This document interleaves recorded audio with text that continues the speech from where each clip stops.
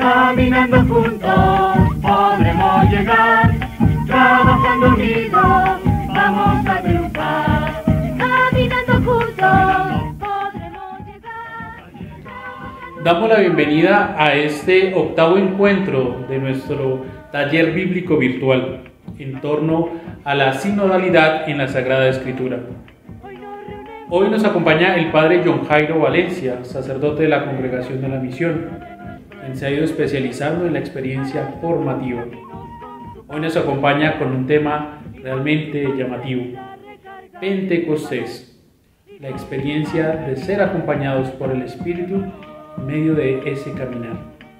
Los invitamos a que sigan participando de estos encuentros. Este ya es el penúltimo. Aprovechar estos recursos que como diócesis y como seminario hemos estado proporcionando. Ya todos los encuentros se encuentran disponibles en nuestras páginas y en nuestras redes sociales, Facebook y YouTube.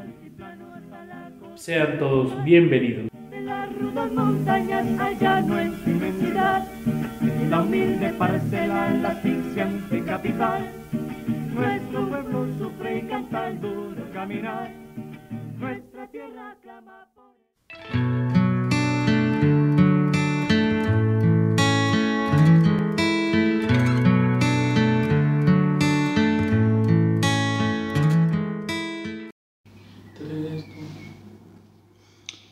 Muy buenas noches, queridos hermanos y hermanas que nos siguen a través de las redes sociales. Bienvenidos a este octavo encuentro en este proceso que hemos venido siguiendo en este mes bíblico desde acá del Seminario Mayor Villa Paul. Hoy con este tema, Pentecostés, un impulso en medio de quienes vienen caminando. Normalmente cuando escuchamos hablar de Pentecostés, a nosotros nos viene inmediatamente a la mente, casi que de una forma instintiva y natural, el famoso texto del segundo capítulo del libro de los Hechos de los Apóstoles, donde se nos cuenta la venida del Espíritu Santo a los apóstoles y quienes estaban con ellos y lo que en ese día aconteció allí en Jerusalén. Es como la referencia inmediata que nos llega a nosotros a nuestra cabeza e inmediatamente llega también a nuestra cabeza, digámoslo así, recordamos la celebración que hacemos al final de la Pascua, en la que celebramos justamente este acontecimiento que llamamos la fiesta de Pentecostés.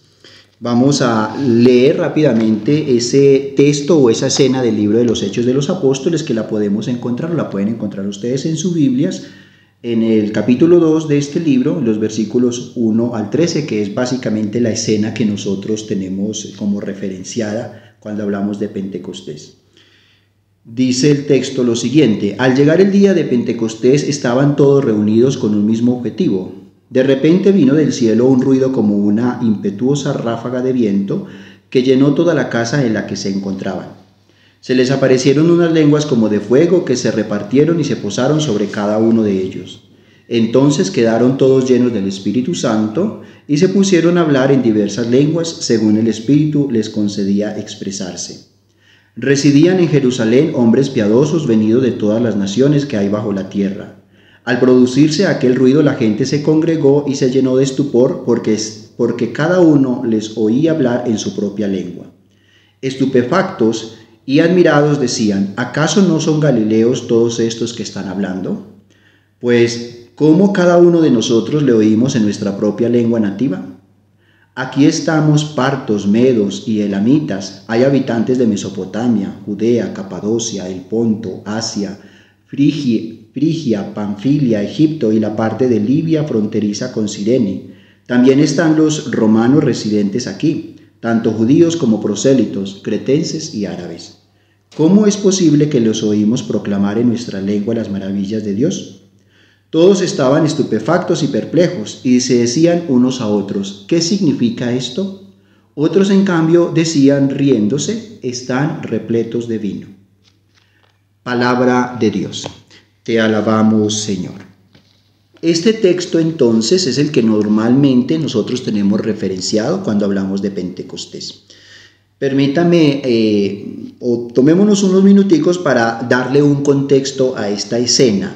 Lo primero que tenemos que tener en cuenta es que en realidad lo que hemos escuchado y que es lo que normalmente tenemos presente, no es el texto completo. Es decir, la escena de Pentecostés continúa, en realidad no termina en el versículo 13. Si nosotros seguimos leyendo, nos podemos dar cuenta que termina en el versículo 42. Después de esto, el autor del texto de los Hechos de los Apóstoles nos cuenta que Pedro, junto con los demás apóstoles, empezaron a hablar y nos presenta un discurso de Pedro que podríamos llamar un discurso querigmático. Todos los que le escuchan se sienten un poco compungidos con la predicación de Pedro y preguntan, bueno, ¿qué debemos o qué tenemos que hacer? Y entonces Pedro los invita a la conversión y los invita a bautizarse. Y termina la escena diciendo que aquel día se sumaron a la iglesia más o menos unas 3,000 personas. En el versículo 42 se puede dar por terminada esta escena. Entonces nosotros, digamos así, que tenemos referenciada como acontecimiento de Pentecostés una parte de una escena que es un poco más amplia. Ese es un elemento que debemos tener en cuenta y que a veces puede ser que obviemos. Un segundo elemento que me parece importante es que nos demos cuenta de lo que precede, es decir, lo que está antes, lo que antecede al texto de los Hechos de los Apóstoles que acabamos de escuchar. Con relación a esto es importante decir lo siguiente. Uno, que debemos recordar que el libro de los Hechos de los Apóstoles fue escrito por San Lucas, el mismo autor del Evangelio de San Lucas. De hecho, si nosotros leemos en San Lucas, capítulo 1, versículos 1 al 4, nos vamos a dar cuenta para quién escribe Lucas. Lucas escribe para un tal Teófilo. No vamos a ahondar diciendo quién es Teófilo, no es el objeto. El detalle es que allí en estos versículos San Lucas habla le dice a un tal Teófilo que ha querido escribir él también su propio evangelio para que él, Teófilo, crea también y siga a Jesús. Pues bien, en los Hechos de los Apóstoles comienza haciendo referencia justamente a esos versículos. El primer libro lo dediqué, Teófilo, a todo lo que hizo Jesús y enseñó desde el principio, hasta el día en que, después de haber dado instrucciones por medio del Espíritu Santo a los apóstoles que había elegido, fue levantado a lo alto. Fíjese que él hace referencia de la primera obra. Ya este detalle nos da a entender que el autor de Lucas, el evangelista, es el mismo autor del libro de los Hechos de los Apóstoles. ¿Por qué es importante este detalle? Porque entonces hay una continuidad entre el Evangelio de Lucas y el libro de los Hechos de los Apóstoles. De hecho, el libro de los Hechos de los Apóstoles comienza como termina el Evangelio de San Lucas. ¿Cómo termina el Evangelio de San Lucas? Ustedes en sus Biblias lo pueden buscar, capítulo 24 del Evangelio. Allí aparece una serie de acontecimientos y luego, si miramos con detenimiento, nos vamos a dar cuenta que hay detalles que están aquí y que se repiten luego en el capítulo 1 del libro de los Hechos de los Apóstoles. Es decir, como termina el Evangelio, comienza el relato. En sus Biblias ustedes pueden consultar en el capítulo 24, tenemos primero la escena en la que las mujeres van al sepulcro y se encuentran con los ángeles que hablan con ellas, la famosa escena que aparece en todos los 4 evangelios. Luego tenemos la escena o la narración de los que conocemos como el relato de los discípulos de Emaús, que se extiende hasta el versículo 35, un texto bastante conocido. Y luego vienen otros textos que no son tan conocidos, pero que están allí. Luego Jesús se aparece a los 12 apóstoles, les da pruebas de que es Él, porque ellos piensan que es un fantasma, y después les pide que se queden en Jerusalén hasta que reciban la promesa que viene de lo alto. Y les promete que vendrá el Espíritu Santo. Pueden leer ustedes el versículo 49. Ahora voy a enviar sobre ustedes la promesa de mi Padre, de modo que permanezcan en esta ciudad hasta que sean revestidos del poder que viene de lo alto. Y finaliza San Lucas su evangelio contándonos la escena de la ascensión del Señor. Pues bien, si nos vamos al primer capítulo del libro de los Hechos de los Apóstoles, nos vamos a encontrar una cierta similitud. Vuelve San Lucas a contar la escena de la ascensión del Señor y vuelve a recordar que en ese diálogo que Jesús tiene con sus apóstoles antes de ascender, les vuelve a pedir que permanezcan en Jerusalén hasta que reciban la fuerza que viene de lo alto. Pueden leer ustedes el versículo 8 del capítulo 1, ahí aparece. Y luego narra de nuevo la ascensión del Señor con unos detalles un poco distintos a lo que narró en el Evangelio, pero la esencia es la misma. Y luego nos cuenta cómo eligieron al sustituto, al reemplazo de Judas, que salió elegido Matías, para, digamos así, recomponer el grupo de los 12. Démonos cuenta que en el final del Evangelio Jesús les pide permanezcan en la ciudad y les pide van a ser revestidos, les hace una promesa, serán revestidos de la fuerza que viene de lo alto, del Espíritu Santo. Y luego en el inicio de los Hechos de los Apóstoles vuelve a aparecer, permanezcan en la ciudad, serán revestidos con la fuerza que viene de lo alto. Todo esto nos permite entonces constatar que San Lucas, que hay unos elementos que se repiten y que nos permiten llegar a afirmar lo siguiente: el relato de los Hechos de los Apóstoles que hemos escuchado en el capítulo 2, versículos 1 al 13, es el cumplimiento de una promesa que Jesús le había hecho a sus discípulos. Lucas, que es un excelente narrador, tiene muy en cuenta estos detalles. Si hay una promesa, es importante que esa promesa se cumpla. Pues bien, en esta escena que normalmente nosotros tenemos referenciado como el acontecimiento de Pentecostés, es entonces el cumplimiento de una promesa hecha por Jesús a los 12.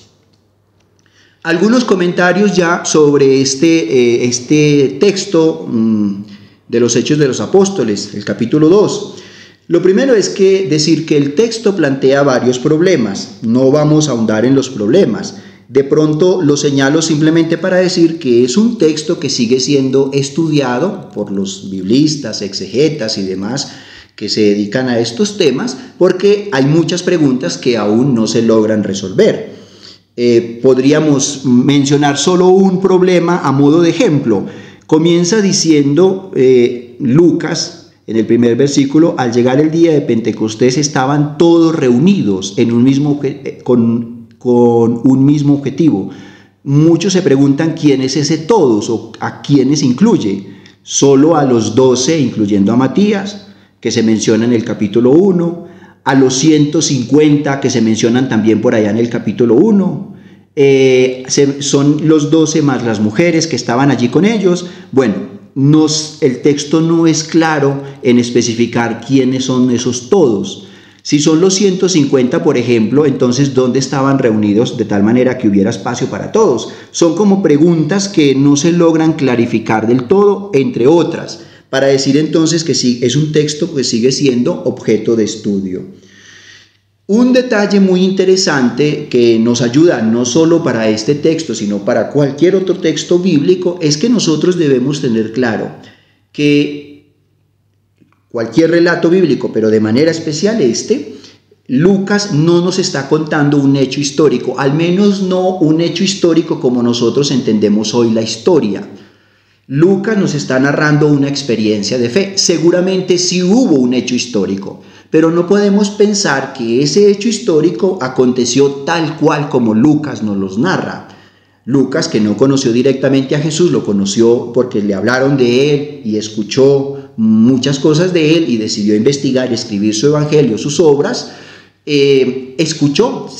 Tuvo información de este acontecimiento y él retoma eso que sabe y elabora un texto, una narración para transmitirnos a nosotros una experiencia de fe. Entonces tenemos que hacer nosotros el esfuerzo de zafarnos de la narrativa del texto, no pensar que aconteció tal cual como el texto lo tiene, sino que debemos intentar captar cuál es la experiencia que tuvieron aquellos para nosotros también hacer hoy esa misma experiencia. Ese elemento es muy importante, no solo para este texto, sino que nos sirve además para cualquier otro texto de la palabra de Dios. Un tercer elemento que me parece que debemos tener en cuenta, el nombre de Pentecostés.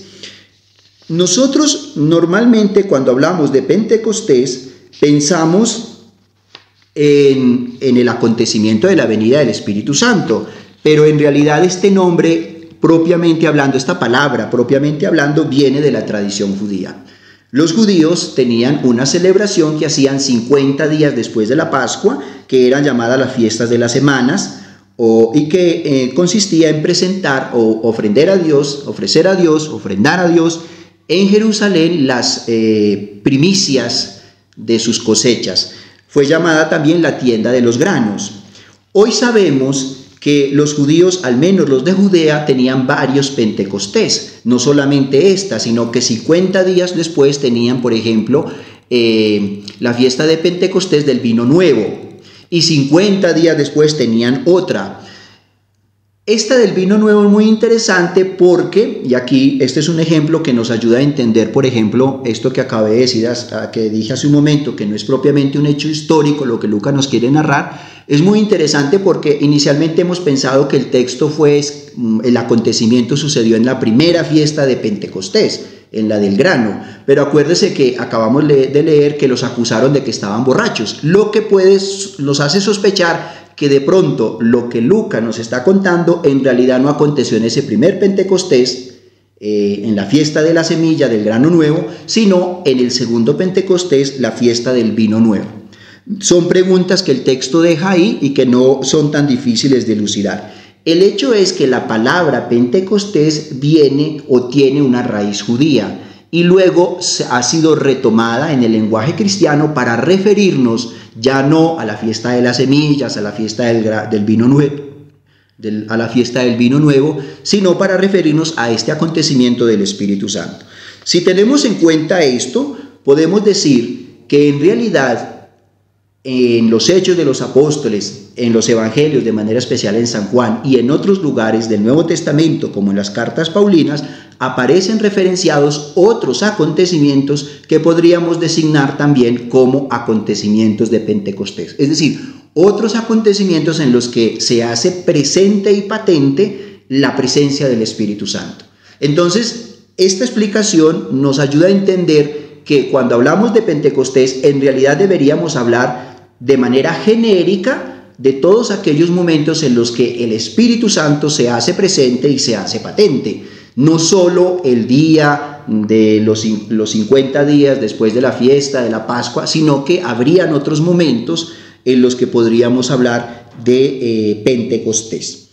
Y un último elemento que también nos ayuda en comentarios general ante este texto, justamente es esto que estoy explicando, que en el Nuevo Testamento encontramos otros relatos que podemos llamar o designar con el nombre de Pentecostés. Por ejemplo, en el Evangelio de San Juan cuenta que el mismo día de la resurrección Jesús se apareció a sus discípulos y sopló sobre ellos y les dijo: reciban el Espíritu Santo, a quienes les perdone los pecados les quedarán perdonados, a quienes se los retengan les quedarán retenidos. Fíjese que allí hay todo un acontecimiento que podemos llamar también como acontecimiento de Pentecostés.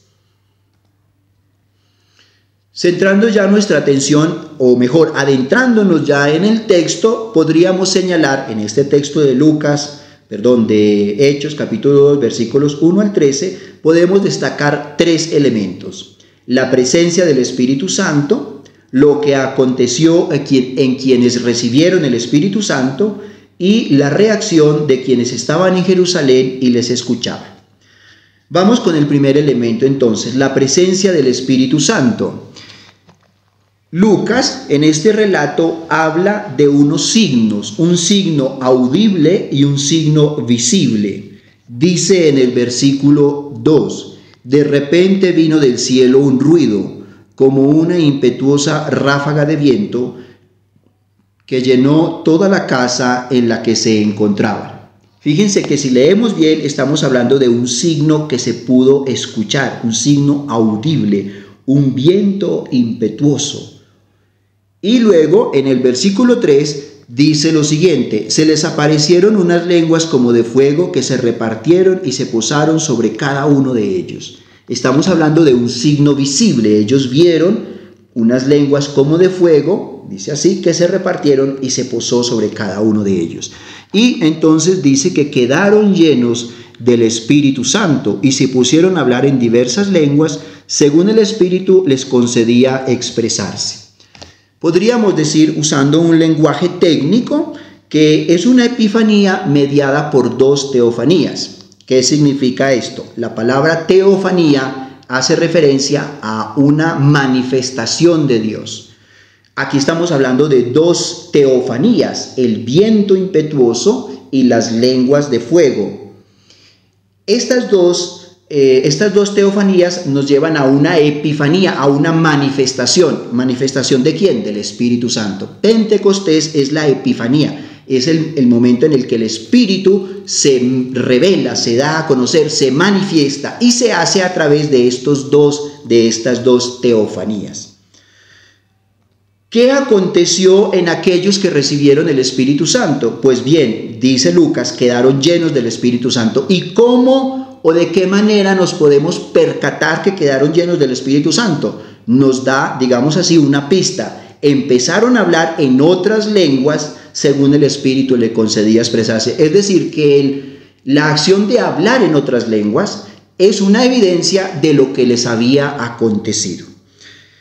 En la iglesia, la teología se ha esforzado mucho por explicarnos y darnos a entender quién es el Espíritu Santo. De hecho, hay un tratado teológico que se llama Neumatología y que justamente tiene como objetivo ayudarnos a comprender la tercera persona de la Santísima Trinidad. No pretendo pues hacer una teología, simplemente lo señalo.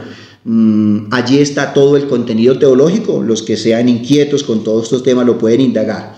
Yo quisiera terminar diciendo lo siguiente: ¿qué es o quién es el Espíritu Santo? Usando la figura de Pablo, que habla de que la iglesia, que somos todos los bautizados, es un cuerpo y Cristo es la cabeza, podríamos decir que el Espíritu Santo es como la sangre que llega a todo ese cuerpo y le da vitalidad. Es más, retomando un poco el tema del soplo y del viento, podríamos decir que el Espíritu Santo es también como el oxígeno que esa sangre lleva a todo ese cuerpo para darle vitalidad. La metáfora o la imagen no es del todo acertada, sobre todo porque nosotros hoy entendemos que el que irriga el cuerpo es el órgano que se encarga de ese proceso, es el corazón. Y Pablo dice que Cristo es la cabeza, no habla de Cristo como el corazón propiamente. Más allá pues de esta acotación para indicar que la imagen no es del todo perfecta, quedémonos con eso. El Espíritu Santo es esa energía, aunque la palabra energía no es del todo acertada, que le da vitalidad a toda la iglesia, que mueve todo, que con su viento, con su llama, da vida y arranca, inicia procesos. Dejémoslo hasta ahí. El segundo elemento, ¿cuál fue la reacción de quienes estaban en Jerusalén y les escuchaban? Bueno, Lucas dice que en Jerusalén habían hombres piadosos, es decir, hombres que creían y respetaban y tenían temor de Dios, venidos de todas las naciones de la tierra. Y luego señala también cuáles son esas naciones. Ahí, por ejemplo, hay un elemento muy interesante, porque la lista que Lucas da no corresponde a lo que sería en ese momento todas las naciones de la tierra. Entonces, por ejemplo, ese detalle genera una pregunta que todavía hoy no se logra resolver. Como quiera que sea, habían allí una serie, muchos hombres habían llegado para esta fiesta, hombres piadosos, dice Lucas, y ellos, Lucas señala la reacción en los siguientes términos: se congregaron, les oían hablar en sus propias lenguas, estaban estupefactos, admirados y perplejos, y comentaban entre ellos. Con esas palabras nos cuenta Lucas cuál fue la reacción. ¿Qué comentaban entre ellos? ¿Es que no son estos galileos? ¿Es que no son galileos estos que están hablando? ¿Cómo cada uno de nosotros les oímos hablar en nuestra propia lengua nativa? ¿Qué significa esto? Y termina diciendo que inclusive algunos se reían y decían: están repletos de vino, están llenos de mosto, están borrachos. Esa es la reacción de aquellos que estaban allí en Jerusalén y que les escucharon. Fijémonos en un detalle: los verbos hablar y oír, que aparecen bastante referenciados en esta escena. Los que estaban llenos del Espíritu Santo hablan. En el versículo 4 dice: se pusieron a hablar en otras lenguas. En el versículo 6 dice: les oían hablar cada uno en su propia lengua. En el versículo 7 dice, cuando comentan allí, es que no son estos galileos, ¿cómo es que están hablando? ¿Cómo es que están hablando? En el versículo 11, todos les oímos hablar en nuestra lengua. Y los hombres piadosos, la respuesta o la reacción de los hombres piadosos está, digamos así, señalada con el verbo oír. Versículo 6, les oían hablar en su propia lengua. Versículo 8, nosotros les oímos en nuestra lengua propia. Versículo 11, todos les hemos oído hablar en nuestra lengua. ¿Qué es lo que decían los que hablaban y qué es lo que escuchaban los que oían? Pues que ellos hablaban de las maravillas de Dios. Lo dice claramente San Lucas. Pues bien, los verbos hablar y oír nos evocan comunicación, procesos comunicativos. Cuando hablamos de comunicación estamos hablando de relacionalidad, es decir, de entrar en contacto, de entrar en comunicación, de establecer relación entre unos y otros.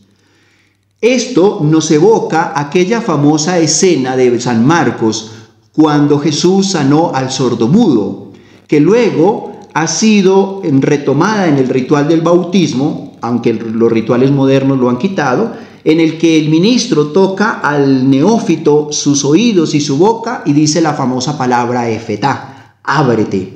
Bueno, ese signo ha sido acompañado con esta oración. El Señor Jesús, que hizo oír a los sordos y hablar a los mudos, te conceda a su tiempo escuchar su palabra y proclamar la fe, para alabanza y gloria de Dios Padre.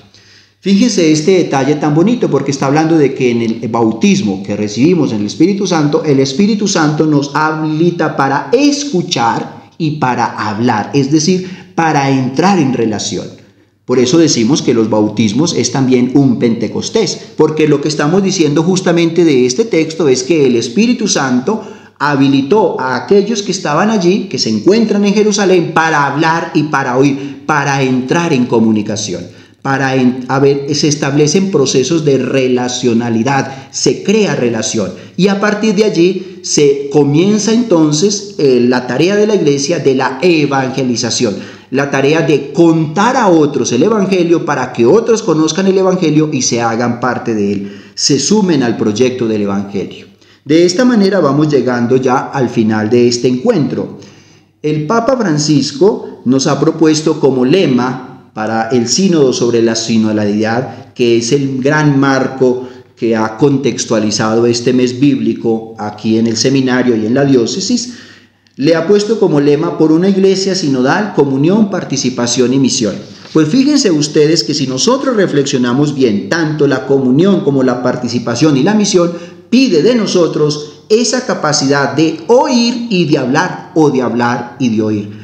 ¿Cómo podemos estar en común unión? Ser una sola cosa, una sola iglesia, pues aprendiendo a escucharnos, aprendiendo a comunicarnos.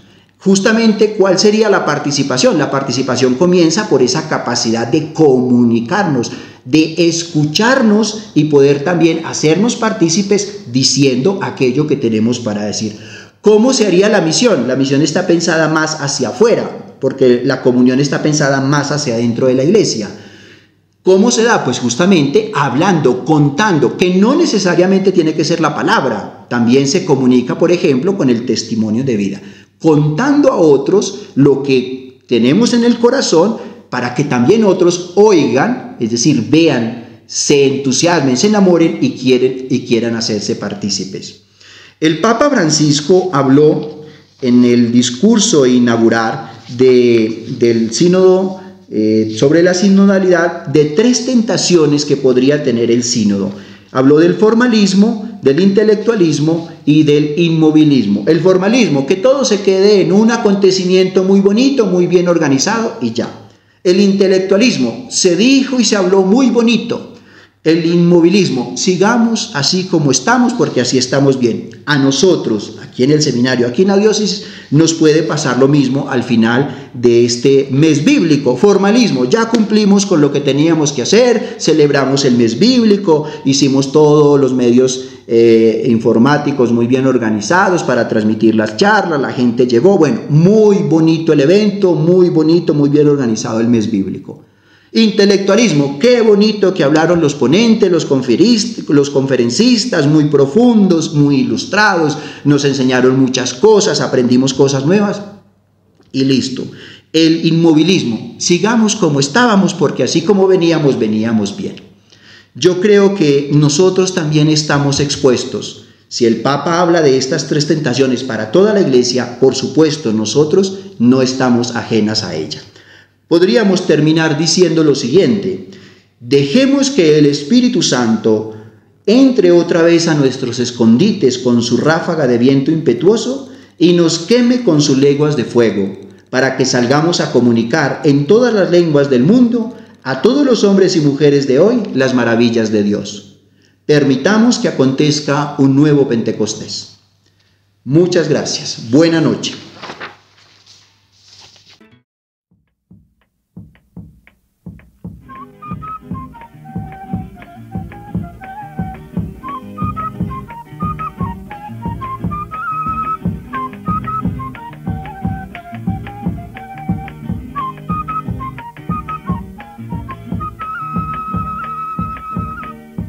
Caminando juntos podremos llegar, trabajando unidos vamos a triunfar. Caminando juntos podremos llegar, trabajando unidos vamos a triunfar. La frente cansada pero alegre el corazón, hoy nos reúne en familia la